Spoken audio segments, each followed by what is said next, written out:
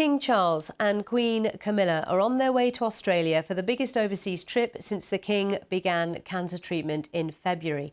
It is a visit which has reopened questions about the future of the monarchy in Australia and the debate about whether the country should become a republic. From Sydney, here's our correspondent, Katie Watson.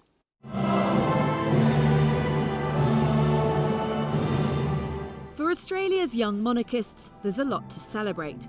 The fact King Charles is travelling 10,000 miles and across 10 different time zones, all the while having cancer treatment, is, say these students, testament to his fondness for this country.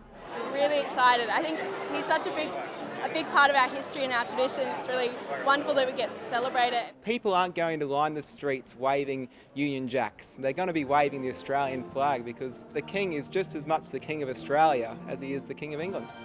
At London Airport, the heir to the throne prepared to say goodbye to Britain for a few months.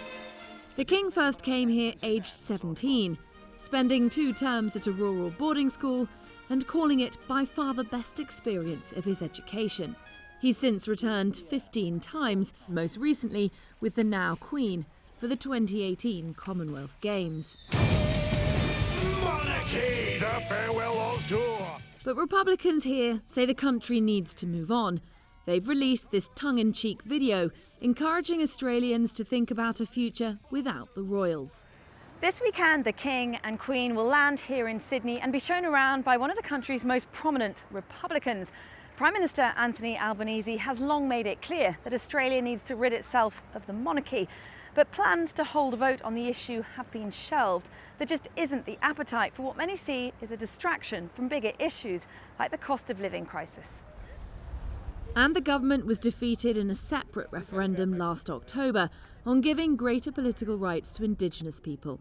It was a bruising campaign that divided Australia. For many First Nations communities, a vote on the monarchy just isn't a priority. We're not white Australia anymore, we're a brown Australia. It'd be very interesting to see, a brown head of state or a black head of state. But, before we do that, we need to include our First Nations and acknowledge and recognise that.